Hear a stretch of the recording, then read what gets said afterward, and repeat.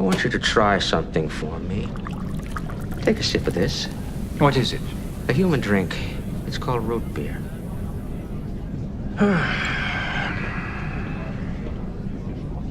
What do you think? It's vile. I know. It's so bubbly and cloying and happy. Just like the Federation. But you know what's really frightening? If you drink enough of it, you begin to like it. The United Federation of Planets is a utopia in the modern sense of the word. A mostly perfect galactic society built on equality, individual rights, and universal liberty. You're aboard the Starship Enterprise. I've heard of it. It's in the United Fleet of Planets? Federation. It is an interstellar state that also prizes scientific and political cooperation. The Federation stretches a vast 8,000 light-years across and contains over 150 member worlds, including Vulcan, Andor, Heliar-Zel, and Tellar Prime. Yet traveling at the highest speeds reached by NASA's Juno spacecraft, it would take millions upon millions of years to cross the Federation. But why did Star Trek writers create precisely this political and cultural institution for our Starfleet heroes to serve and protect?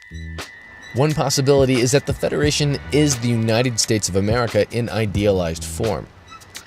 In a sense, Star Trek is a thought experiment, a way of understanding who and what the United States of America is. In terms of values, American society places a huge emphasis on universal liberty, equality, and on individual rights, as well as on respecting diversity, the same priorities as the Federation. Also, many Americans place a lot of faith in the scientific process and the technologies it produces as a means of improving the human condition. We expect technology and science to solve problems and to better our lives. As the Federation is an idealized version of America, writers have given the citizens of the Federation incredible technologies that cure disease, solve remarkable shortcomings, and figure out huge problems that we can't touch today. You know, I've never seen a sunrise. At least, not the way you see them.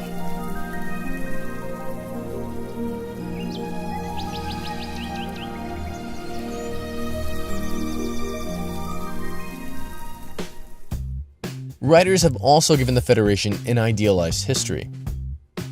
In the actual history of the United States, one ruling ethnic group has called the shots for a long time. This has occasionally placed the nation at odds with its values of liberty and equality. For example, in the early 19th century, instead of simply inviting the Cherokee to form their own state within the larger Union, those in charge of the US at the time simply removed them through a process we now call ethnic cleansing.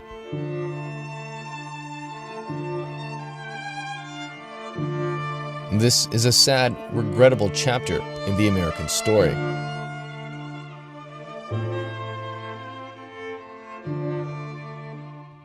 However, Star Trek writers have given Federation history none of these dilemmas. The Federation's guiding principles are generally established right from the beginning, and Federation citizens, with a few notable exceptions, exhibit these qualities with remarkable consistency. New species are accepted into the fold on equal footing without bigotry or resentment from the established Federation members. We are so honored to be accepted within the great Federation family. We have a dance later, I believe. I look forward to it. So, if Star Trek is about testing Western liberal ideas concerning American society, then how does this play out in the Trek multiverse? There are two areas of testing in this thought experiment. One comes from within society, as individuals inside Federation culture grapple with important situations, and the other comes from outside the Federation, through interactions with representatives of other interstellar states. First, tests that come from within the Federation are standard throughout the franchise. Many times, Federation citizens have to uphold their values in the presence of aliens who represent wildly opposing values. Such is the case with Worf, the most famous Klingon in Star Trek. I am a Klingon! If you doubt it, a demonstration can be arranged. Worf is the first Klingon to serve in Starfleet, after a long, antagonistic period between the Federation and the Klingon Empire. As such, traditional attitudes toward Klingons and the Federation's own values of openness and equality are tested on Worf throughout his time on The Next Generation and Deep Space Nine. He is allowed to practice his own culture, as long as the interference with his Starfleet duties is at a minimum.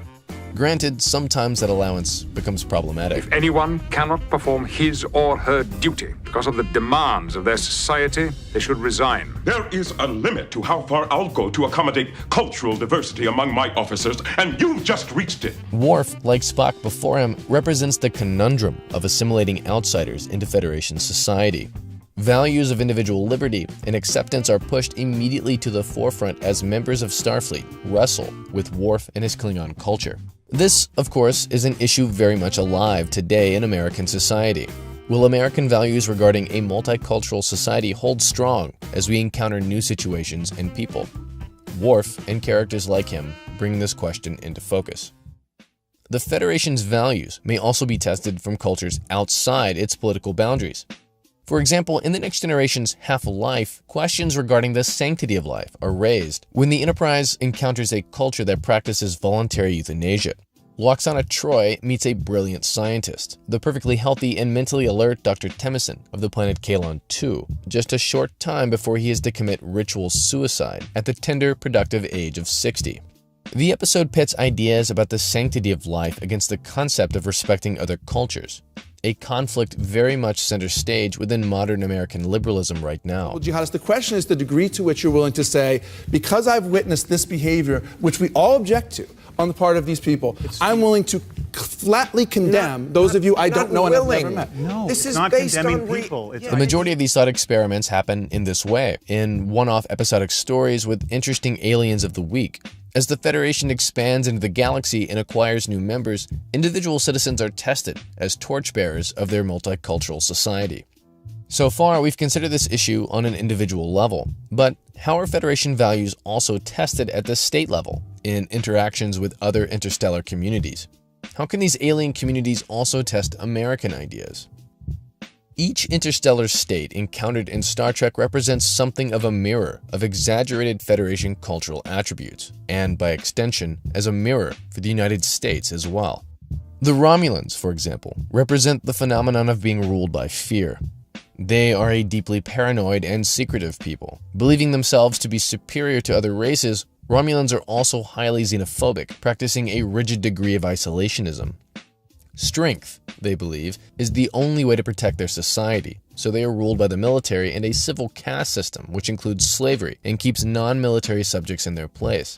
This kind of military-dominated society has appeared before in human history, and for countries like the United States, the danger of being a state ruled by fear is very much present. The Borg, the most fearsome foe of the 24th century, are a darkly reflected version of the Federation, and thus of American society. Remember, faith in technology to solve problems is a hallmark of current times, and a quality Trek writers have passed on in idealized form to the Federation. The Borg take that relationship with technology to the nth degree, integrating themselves with advanced applications that alter their biology. By assimilating other beings into our collective, we are bringing them closer to perfection. The collective suppresses the natural with upgrades and replacements better than flesh and blood originals. While technology is an inevitable way to improve the human condition, the Borg represent a distorted, excessive perspective. They are a terrifying warning to any society whose optimism in technology is not coupled with a degree of caution and respect for the individual. The Bajorans are perhaps the only real grand icon of religiosity in Star Trek, a generally positive reflection of America's own love affair with the divine. The graceful exhibition of the Bajoran faith serves as a contrast to the atheistic, secular humanism of the Federation. Bajorans also stand in as an oppressed people. The Federation's commitment to help them rebuild their society after the Cardassian occupation is an idealized reflection of America's self-ascribed role as a champion for human rights. Thus, the Bajorans represent a chance to step in and do the right thing, whereas in actual history, America hasn't always done so. The Cardassians themselves represent an excessive love of state at the expense of the individual. Vulcans personify the classic philosophical debate between emotion and logic. The Ferengi serve as a warning to use the capitalist economic system judiciously and to not let it eat away at society's moral center. And the Klingons? They have often stood in as representatives of America's Cold War tension with the USSR. The Federation is tested culturally, politically, in a variety of ways with each of these alien states. The writer's choices of topic reflect the many things that America wants to discuss concerning itself.